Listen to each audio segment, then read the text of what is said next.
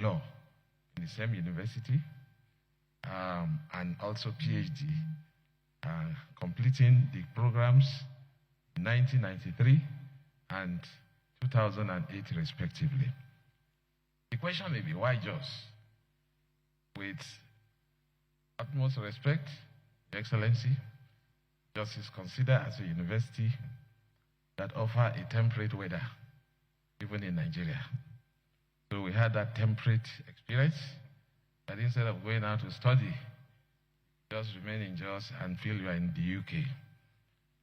So I grew up, I enrolled as an assistant lecturer, but to the glory of God, because in my ascendancy, three things have always influenced my life. Number one, God. Number two, hard work. And number three, mentorship. So I became a professor in the year 2008. And I'm happy to report, Your Excellency, distinguished senators, that I was the first professor of law from Kogi State.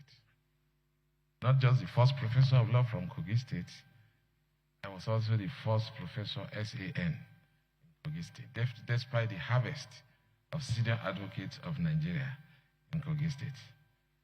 I may also wish to bring to your attention that in the year 2003, the United States government also considered me and appointed me as a visiting scholar, or they call it visiting professor, to the University of Iowa in the United States, where I spent 9 months researching on cutting-edge issues related to comparative law between America and Nigeria. I served in the University of Jos, became a head of Department of Public Law, and also became the Dean of the Faculty of Law. And I happen to be one of the longest serving deans because I served for 6 years, while ordinarily you are supposed to serve for 4. But because of the compelling need, I was prevailed upon to take the university and the faculty to another level. Because during my tenure as the Dean of the Faculty of Law, for the first time, the Faculty of Law became the third best, the University of Jos became the third best university or faculty in Nigeria, based on NIAL's ranking as at that time.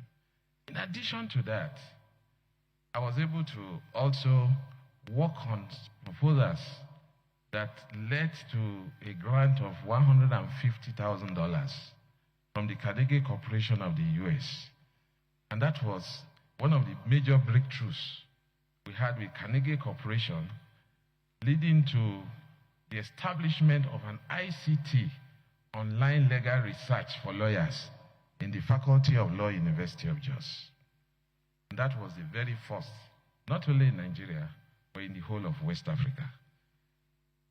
Your Excellency, distinguished senators, I was appointed as a senior advocate of Nigeria in the year 2014, and also appointed as Deputy Vice Chancellor Administration in October 2022. The position I held up to this moment, if Your Excellency, distinguished senators, find me worthy of being appointed to this position, I will have to relinquish that position. And just to say, sir, with your permission, I've noticed that my Vice Chancellor is also here, sir, who was telling me this morning that just wondering how he's going to cope.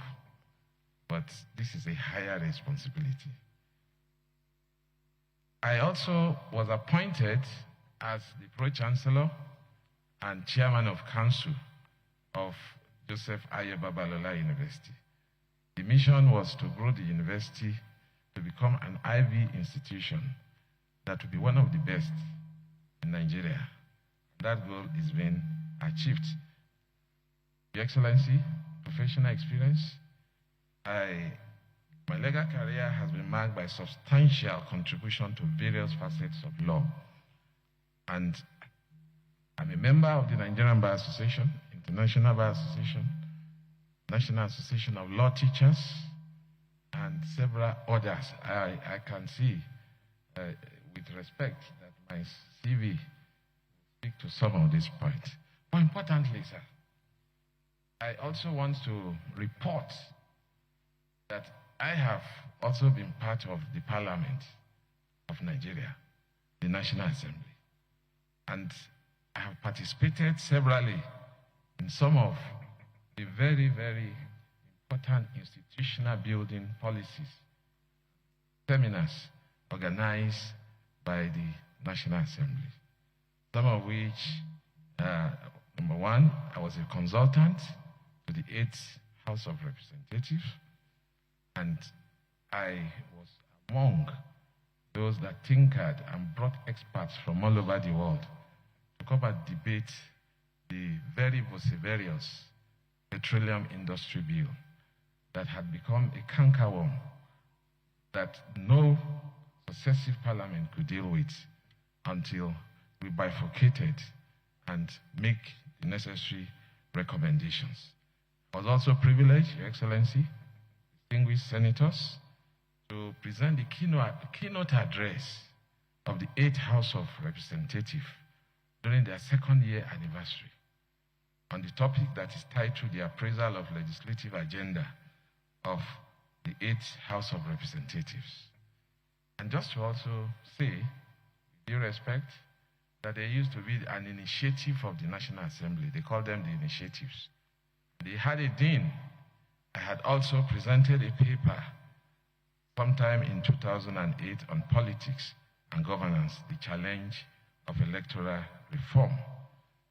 I was a member of the 8th House of Representatives Committee on Law Reform, where I worked on, in collaboration with some experts put together by the National Assembly, to review and to reform over 500 legislations that then members picked up and sponsored as individual bills that eventually led to the amendment of some of those laws.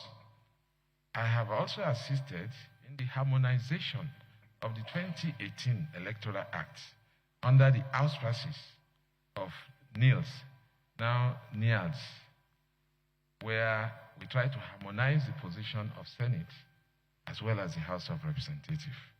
And after the harmonization, the bill was vetoed by the former president because it was considered to be very close to the election as at that time.